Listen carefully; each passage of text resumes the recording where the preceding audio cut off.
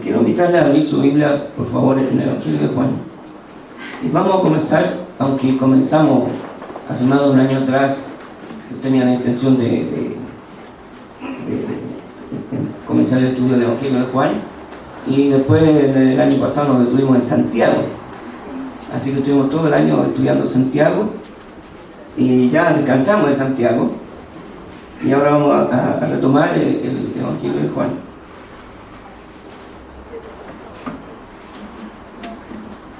El Evangelio de Juan es uno de los 4 evangelios llamados sinópticos. Esta palabra que se usa, que no está en la escritura, sinóptico, en el griego significa ver juntos. Ese es el significado de la palabra sinóptico. Entonces, cuando hablamos de los evangelios sinópticos, queremos decir que los evangelios deben verse juntos,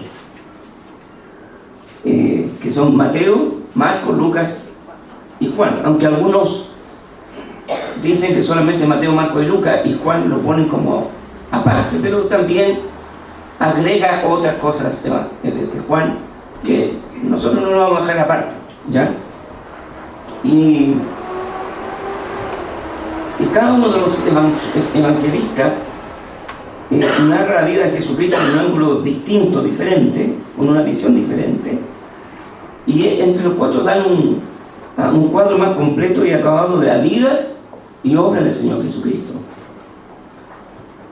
Podemos ver, usted ha leído, ¿cierto?, los evangelios, y podemos ver que Juan comienza hablando de la persona de Jesucristo desde la eternidad, hablando que el verbo, que es Jesucristo, era en el principio, decir, en la eternidad, una existencia sin comienzo.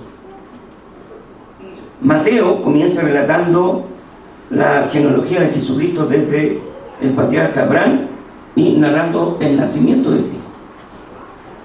Lucas comienza a hablar de la vida de Jesucristo desde la anunciación, aunque comienza, ¿cierto?, hablando del nacimiento de Juan el Bautista. Pero en relación a Jesucristo, Lucas comienza narrando la vida de Jesucristo desde que el ángel Gabriel le hace la anunciación a la Virgen María, que en ella el santo ser que había sido engendrado sería llamado Jesús, que sería el Salvador del mundo. Ahora, a veces nosotros podríamos predicar algo de la Virgen María, ¿cierto? ¿Podríamos predicar algo de la Virgen María? Pastor, ¿qué está diciendo, pastor? Como que parece que es hablar de la Virgen María o enseñar de la Virgen María sería como de los católicos. Pero la Biblia habla de la Virgen María, habla de esa joven temerosa de Dios, cierto, que buscó a Dios y se dispuso como una sierva, dice, del Señor. Ya, entonces, bueno, cierro el paréntesis. Y Marcos comienza su evangelio hablando de la persona de Jesucristo, desde su bautismo, que da inicio, ¿cierto?, a su ministerio de 3 años y medio. Entonces ahí vemos el cuadro, cómo los evangelistas comienzan hablando acerca de la vida, persona y obra de Jesucristo. Juan, lo vimos tiempo atrás, y yo quiero hacer solamente un pequeño resumen de los versículos que alguna vez vimos, del 1 al 13, y vamos a tener un poquito del 14 al 18. Pero el evangelista Juan señala que el objetivo de él de escribir su evangelio y escribir algunas cosas relacionadas con Jesús tiene que ver con un propósito que lleve al lector de su evangelio a 2 cosas. Ahí en Juan 20, Juan 20, 30 y 31.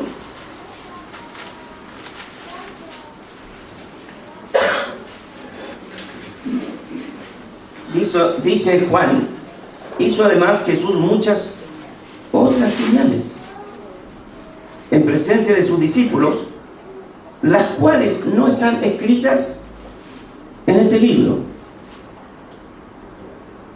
Pero estas, es decir, aquellas que se escribieron, están escritas para que creáis que Jesús es el Cristo, el Hijo de Dios, y para que creyendo tengáis vida en su nombre. Entonces, Juan escribe su evangelio con el propósito de que el mundo y el lector reconozca que ese Jesús de quien Juan habla es el Cristo, el Hijo de Dios. Y como resultado de esa fe, de ese creer, el lector alcance salvación y vida eterna. Y hermano, qué lindo es saber esto, que la salvación es gratuita y solo por la fe en la obra de Cristo. Oremos. Padre, gracias porque Señor, tú te revelaste a este mundo en tinieblas, perdido, lejos de ti, alienado de ti, a través de tu creación, pero también a través de tu palabra y a través de la persona bendita de tu Hijo Jesús. Y gracias, Padre, porque nos diste esta revelación especial, que es tu palabra. Te damos gracias, Señor, por aquellos hombres de Dios que sintieron una carga en sus corazones de traducir estas verdades a los idiomas de tantas personas, para que también ellos pudieran leer y conocer de la persona de Jesús, y para que al leer pudieran creer en la persona de Jesucristo y alcanzar salvación y vida eterna. Gracias, Señor, y oramos que sigas bendiciendo a aquellos que siguen haciendo esta obra. Señor, ahora que abrimos tu palabra, enséñanos para que estas verdades edifiquen, nos desafíen y nos hagan amarte más, y que nuestra fe pueda crecer. Señor, oramos para que tu Espíritu acomode tu palabra a cada necesidad. Nosotros rogamos en nombre de Jesús. Amén.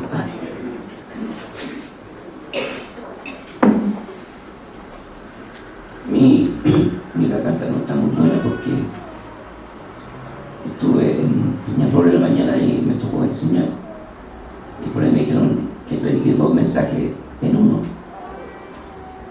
y luego puse de vuelta el aire acondicionado, así que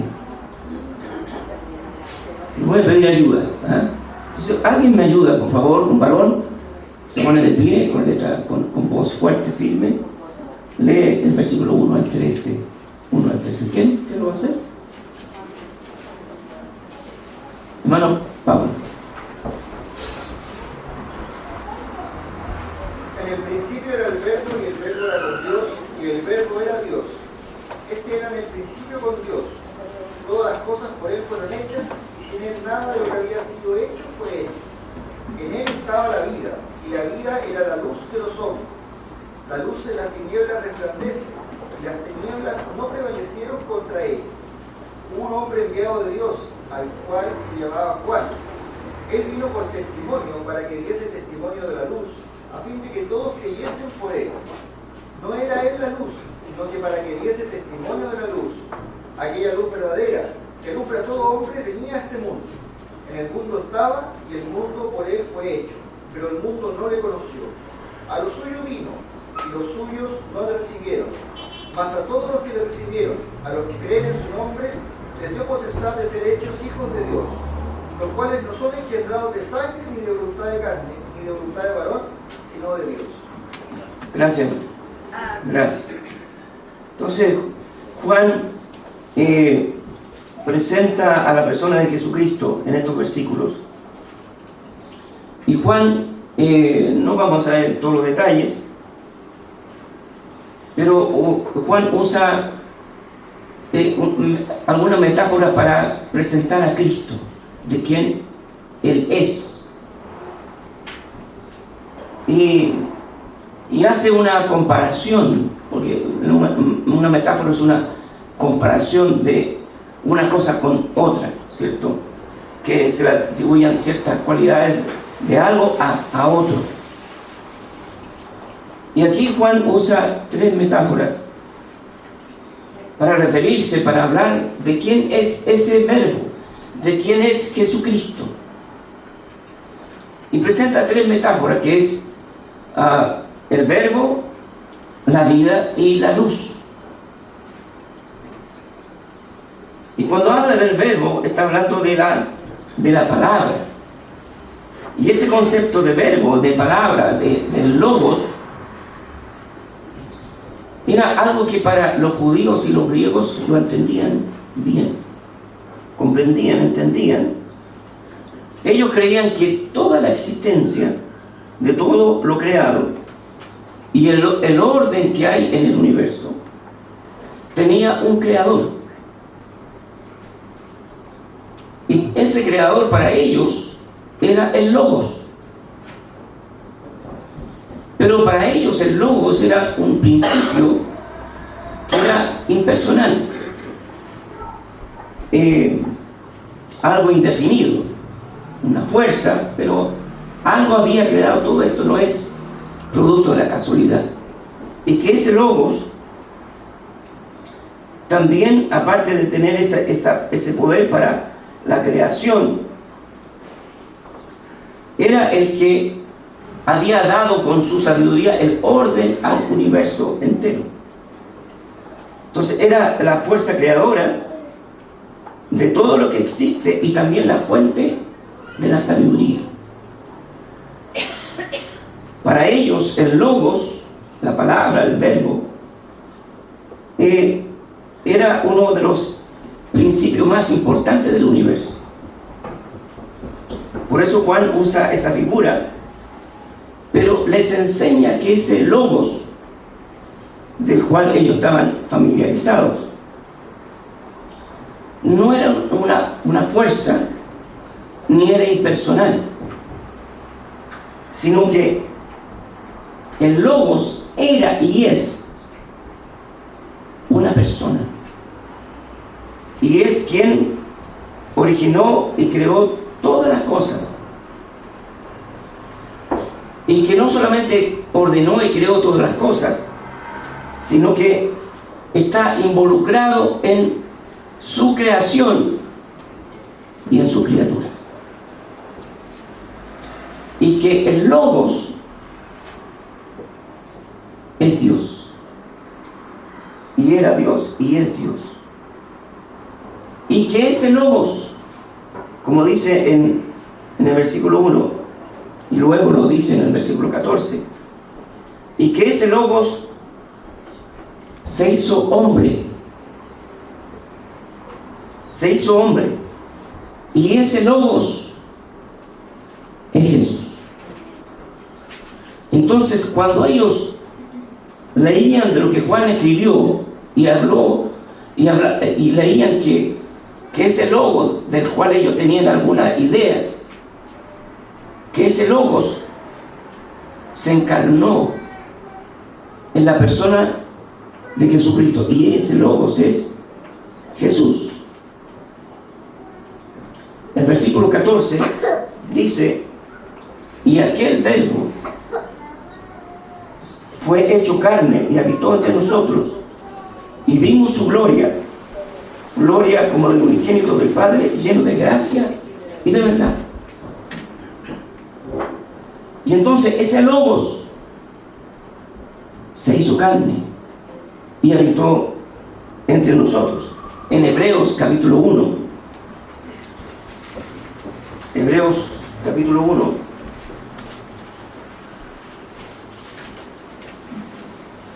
versículos 1 y 2 dice: Dios, habiendo hablado muchas veces y de muchas maneras en otro tiempo los padres por los profetas, en estos postreros días nos ha hablado por el Hijo, a quien constituyó heredero de todo y por quien asimismo hizo el universo. Entonces Él nos habló a través de ese Logos, y Él vino y ese Logos nos habló de Dios.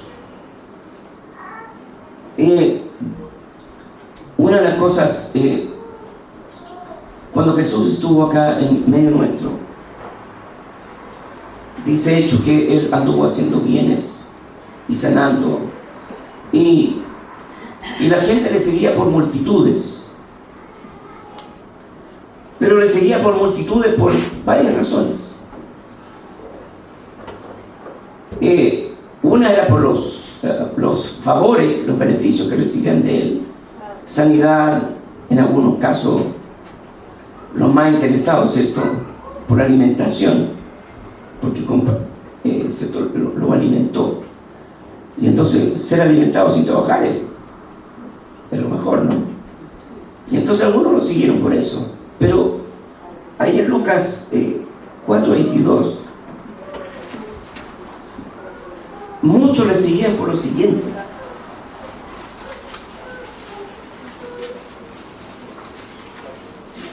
en Lucas 4:22 dice: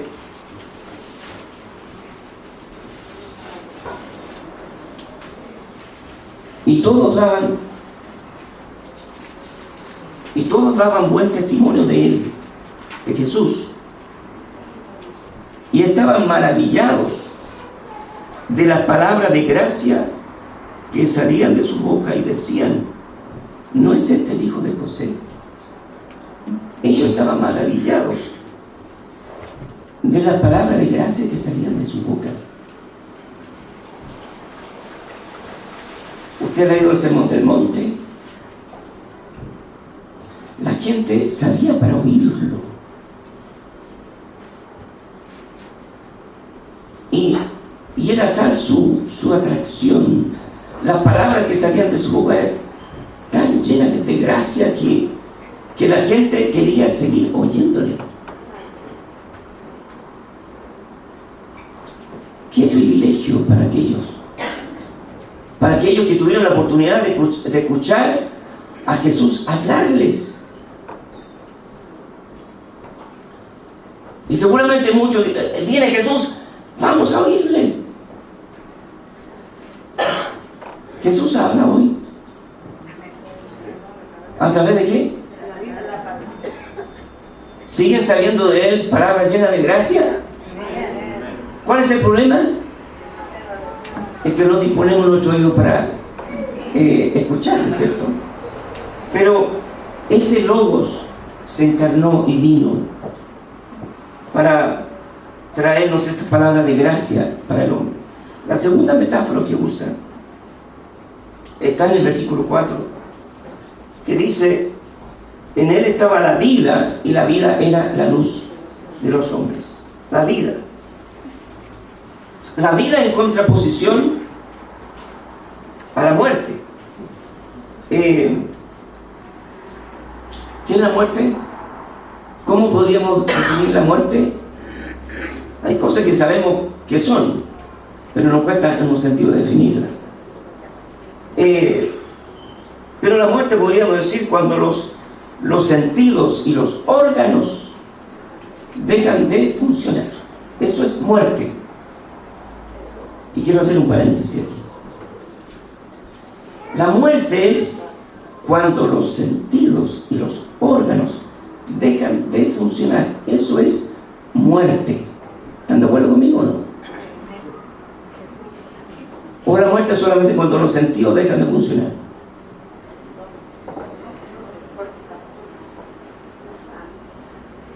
O los sentidos y los órganos. ¿Esa es la muerte? Tienen que decirme, como dije allá, esto es sí, esto es no. Entonces, La muerte es cuando los sentidos y los órganos dejan de funcionar. ¿Sí? Hagan así. ¿No? Ya. ¿Por qué digo esto? Porque cuando la ciencia y los médicos dicen que alguien tuvo un accidente y está muerto y tiene muerte cerebral, esa persona está muerta, sigue funcionando sus órganos, su corazón, independiente si le pusieron máquina o no, sigue funcionando, o sea, sigue vivo. ¿Estamos de acuerdo? ¿Sí? Sí. Entonces, cuando se habla de donación de órganos, ¿y a quién le sacan los órganos? A las personas que tienen muerte cerebral. Pero hay gente que está viva. Si usted es un donante de órganos, o usted está pensando serlo por toda esta información que quieren hacernos pensar como ellos, ¿qué va a suceder? Usted va a estar vivo, lo van a matar. Lo van a matar porque los órganos no sirven muertos, tienen que estar vivos, tienen que estar latiendo. Y entonces lo van a abrir, van a sacar los órganos y a través de eso usted va a morir. Pero esos órganos que le sacaron van a seguir vivos y lo van a trasplantar a otra persona. ¿Quedó claro? Cierro paréntesis. A veces estas cosas hay dudas y no se sabe qué en realidad qué podemos hacer. Pero no podemos ser donantes de órganos. Porque usted no es dueño de hacer con su cuerpo lo que usted quiera. Porque ese cuerpo no es su cuerpo, es de Dios. Solamente el Señor se lo ha dado como una mayordomía para que usted se lo administre para Él. Y entonces, eso es muerte. Pero Jesús es la vida. Y la vida es cuando todos los sentidos de órganos funcionan y se conectan, ¿cierto?, con los demás vivientes. Eso es vida. Pero espiritualmente, cuando Juan usa esta palabra vida, está refiriéndose a la vida espiritual. Pero espiritualmente el hombre está muerto por causa del pecado. El hombre no tiene ni puede tener comunicación con Dios. Porque eso fue lo que le dijo Dios a Adán: el día que de él comieres, ciertamente morirás. Y el hombre murió y no pudo tener comunicación con Dios. Y se perdió, murió espiritualmente. Y el hombre es imposible comunicarse con Dios, porque está muerto espiritualmente. Y para poder tener comunicación con Dios debe tener vida espiritual. Y el único que puede transmitir vida espiritual para tener comunión con Dios es Jesucristo. Por eso dice la palabra en Efesios capítulo 2, versículo 1: y Él os dio vida a vosotros cuando estabais muertos en vuestros delitos y pecados. Y la otra metáfora que usa, dice versículo 9: y aquella luz verdadera que alumbra a todo hombre venía a este mundo. Y usa la otra metáfora que usa para referirse a Jesús: la luz.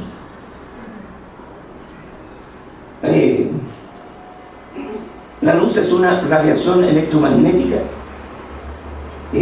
una energía luminosa.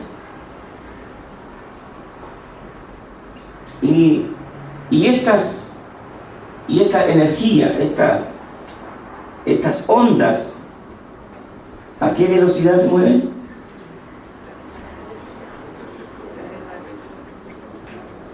A 300.000 kilómetros por segundo. Un segundo. Y la luz, cuando ilumina las cosas, las podemos ver. Si hay oscuridad, ¿podemos ver? No podemos ver. Si hay luz, es que podemos ver.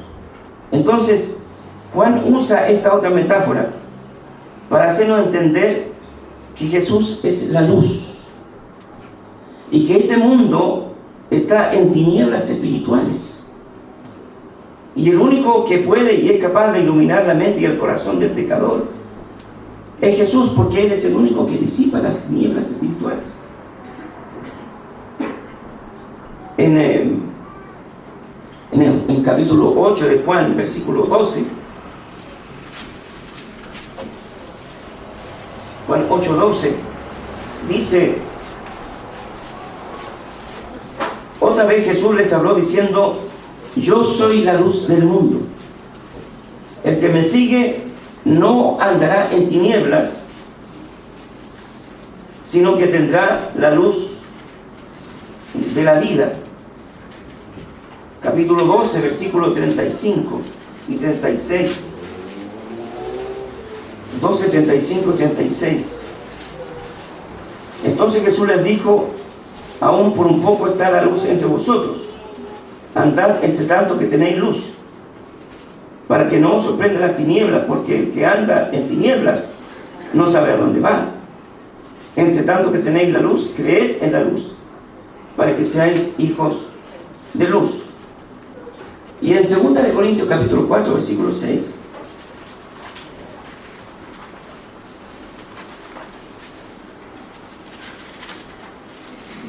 2 Corintios 4, 6 dice: el cual asimismo nos hizo ministros. No, perdón, estaba viendo el 6. Porque Dios, que mandó que de las tinieblas resplandeciese la luz, es el que resplandeció en nuestros corazones para iluminación del conocimiento de la gloria de Dios en la faz de Jesús. Entonces, ¿sabe por qué nosotros podemos abrir la Biblia y entenderla? Es porque Jesús nos trajo la luz y podemos ver lo que antes no podíamos ver sin la obra de Jesucristo. El incrédulo, el sin Cristo, nunca va a entenderlo. A veces uno piensa y dice: uy, pero sí, está cerquita de ser salvo. Sí, un pequeño empujoncito, dice uno, ¿cierto? No, si le falta pequeño empujón, no. Está tan perdido como el más impío y miserable pecador, porque el único que le puede quitar el velo de las tinieblas para que pueda ver la verdad y la verdad la ilumine es Jesús. Y por eso él dice, Pablo, que es quien nos trajo luz y podemos ver lo que antes no veíamos. Entonces Juan presenta a Jesús y usando estas metáforas para ver quién es Él y cómo es Él. Volviendo a Juan, vamos a leer ahora del versículo 14 al 18. Y otro varón, por favor, me ayuda, se pone el pie, lo lee. A ver, otro varón. 14 al 18. Manuel. Aquel verbo fue hecho carne y habitó entre nosotros, y vimos su gloria, gloria como del unigénito del Padre, lleno de gracia y de verdad. Juan dio testimonio de él y clamó diciendo: este es de quien yo decía, el que viene después de mí es antes de mí, porque era primero que yo.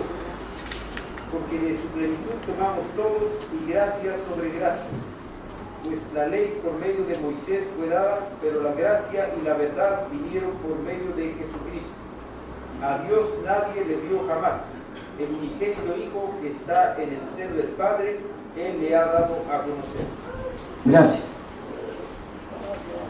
Y Juan continúa en la presentación de Jesús y dice: y aquel verbo fue hecho, ¿qué dice? hecho ¿qué? Carne.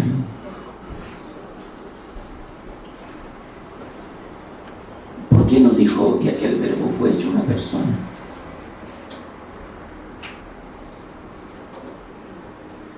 ¿Por qué nos dijo Juan, y ese verbo fue hecho un hombre? Si no, él dice que el verbo fue hecho carne.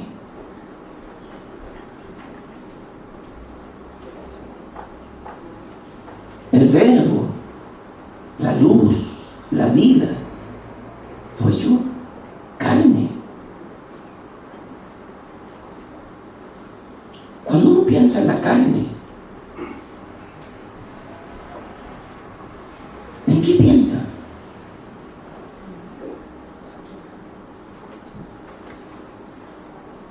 La carne es algo que es agradable pensar. Nosotros como creyentes sabemos a qué se refiere cuando habla de carne, ¿cierto? ¿De qué habla? De esto. De la naturaleza.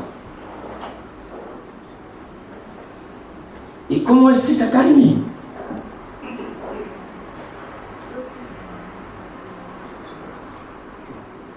Si hay algo que es horrible, es mi carne, su carne.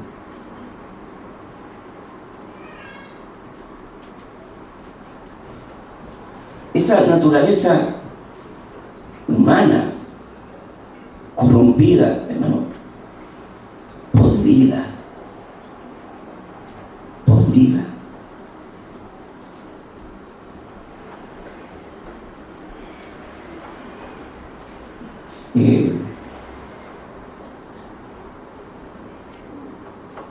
¿Usted ha comprado alguna vez una carne o un pescado que se lo vendieron y estaba pasado? ¿Sí? ¿Alguna vez a usted se le quedó olvidado un trozo de carne por ahí en el horno?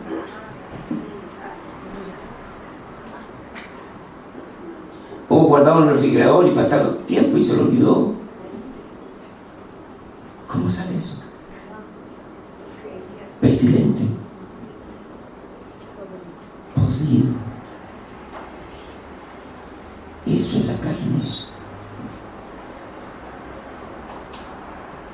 Y a veces exaltamos tanto la carne, ¿no es cierto? La cuidamos, la vestimos, la emperifollamos, la adornamos, la perfumamos, pero sigue siendo maloliente. Sigue siendo. Y el verbo, hermanos, piense esto, que el logos, el verbo, la vida, la luz, llegó a hacerse como usted y como yo. ¿Cómo él se pudo rebajar a tal punto como usted y yo? Yo pensaba en esto y dije, ¿se lo pregunto al hermano o no se lo pregunto? No se lo voy a preguntar. Se lo pregunto, ¿no? Si usted pudiera cambiar su cuerpo por algún animal de la naturaleza, ¿con cuál se cambiaría?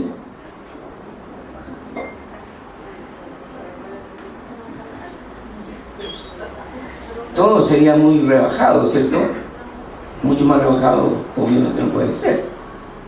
Claro, no estoy hablando de los que creen en la reencarnación. Pero ¿de qué no? ¿Qué cuerpos tomaríamos? Yo creo que ninguno. A lo sumo alguno dirá, bueno, como león. Pero en verdad, ¿de qué? Bueno, dejémoslo ahí mejor. Pero ¿sabe Jesús?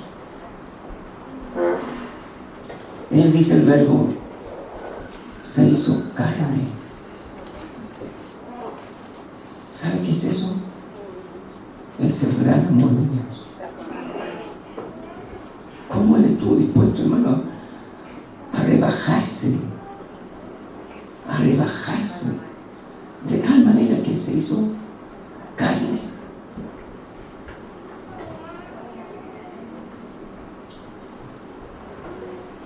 Pablo dice en Romanos 8 que él, leámoslo por Romanos 8:3.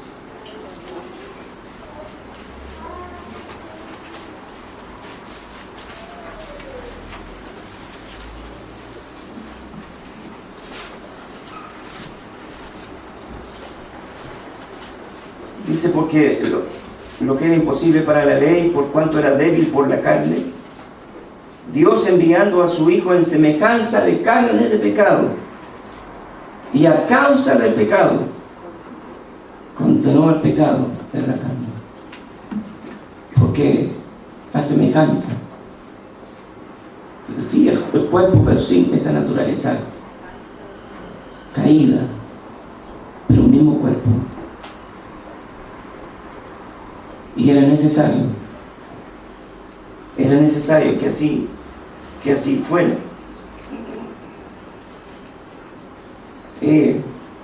Hermano, es como si Dios se hubiese bajado a nuestras alcantarillas, a esos pozos negros, para sacarnos de nuestra propia inmundicia. Eso es lo que Cristo vino a hacer.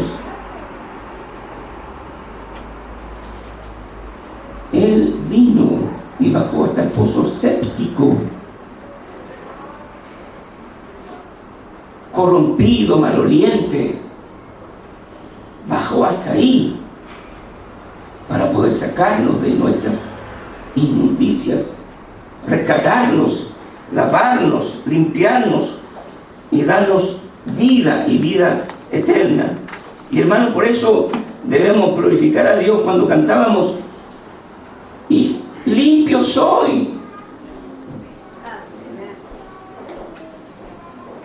Usted se conoce, usted sabe lo que pasa en su mente, en su corazón, en su vida.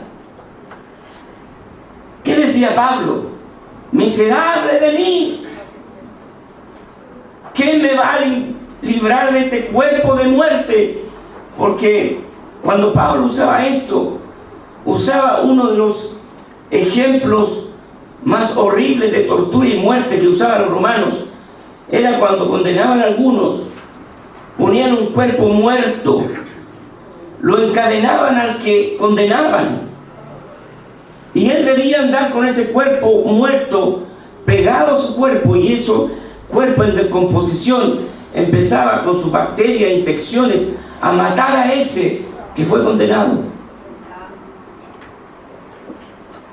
Eso era lo que pasaba con usted y conmigo. Y eso es lo que Pablo dice: miserable de mí, ¿quién me puede librar de esto que está dentro de mí, que usted y yo no lo podemos negar?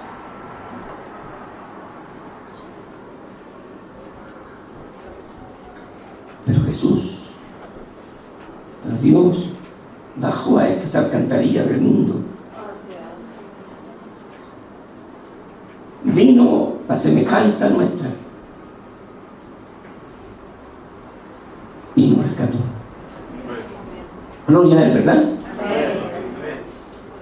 Y dice: y aquel verbo fue hecho carne y habitó entre nosotros.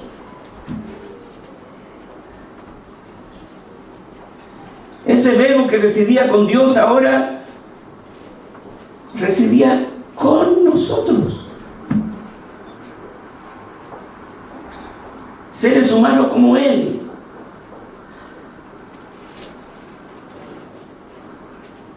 Con un cuerpo semejante al nuestro, pero sin el pecado. Dos mundos distintos y diferentes completamente. Uno de tinieblas y uno de luz, uno de pureza y uno de corrupción. dos mundos juntos, diferentes, pero ahí, el mundo de Dios y el mundo nuestro. Y en este mundo uno y el otro están eternamente distintos. Pero ¿sabe? ¿Cómo unir el mundo de Dios con el mundo nuestro?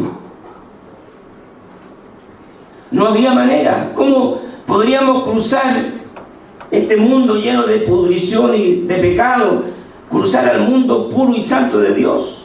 ¿Cómo? Solo por Jesús. Y Él vino y unió a través de su vida, a través de su obra. Él es el único que puede unir. Él es el puente que une este mundo con el de Dios. Por eso Jesús dijo: yo soy el camino y la verdad y la vida. Nadie viene al Padre sino por mí.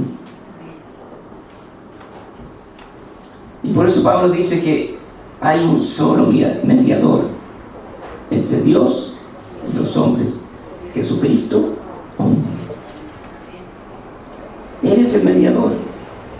Y por eso se requería que fuera, tomara forma como la nuestra, porque tan humano para representarnos fielmente delante de Dios, pero siendo Dios a la vez estando en medio nuestro para representar a Dios ante nosotros. Bendito y glorioso amor de Dios. Amén. Y habitó entre nosotros. Mire, los judíos tuvieron la oportunidad de ver la gloria, la Shekinah, ¿cierto? Cuando construyeron el tabernáculo, cuando la gloria de Dios les acompañaba. Pero cuando edificaron, ¿cierto? O sea, levantaron el tabernáculo, la gloria de Dios se posó. Cuando Salomón construyó el templo y lo consagró, dice la Biblia que la gloria de Dios reposó sobre el templo, y era tan poderosa esa gloria que los hombres no pudieron estar ahí, tuvieron que salirse. Pero eso no es comparado cuando Él dice que Jesús habitó en medio de nosotros. No parte de su gloria, sino la persona misma de Dios en medio de nosotros. Y Juan dice: y vimos su gloria. Y vimos su gloria. Moisés le dijo: Dios, déjame verte. Déjame verte. Y Dios le dijo a Moisés: Moisés, nadie me puede ver. El hombre no puede ver a Dios. Pero Moisés le dijo: pero déjame verte. Y Dios le concedió a Moisés, a un hombre, ver a Dios. ¿Pero qué tuvo que hacer Dios? Mira, te voy a meter. Aquí hay una roca, hay como una cueva, ahí te voy a meter. Te voy a tapar un poquito, porque si tú ves un poquito más de la cuenta, vas a caer muerto. E hizo pasar Dios su gloria, y Moisés empezó a clamar, porque vio la gloria de Dios.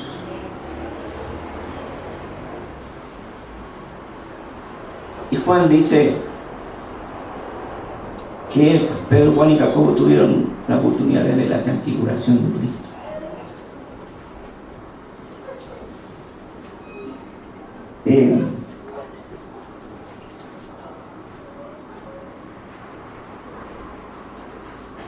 Y dice,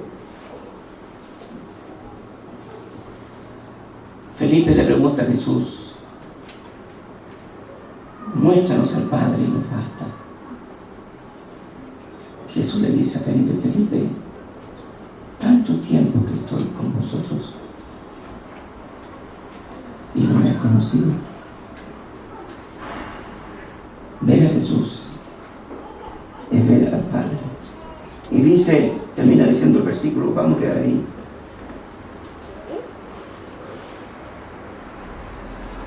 Y vimos su gloria, gloria como del unigénito del Padre, lleno de gracia y de verdad. Pleno, completo. ¿Sabe? Jesús es la fuente única. Es una fuente de la cual irradian todos los beneficios, todos los favores. Suple todas las necesidades en abundancia permanente. Es una fuente que siempre está completa, llena.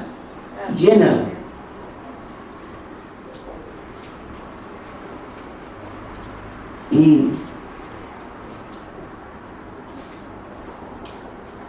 cuál es su necesidad? Jesús está lleno de eso.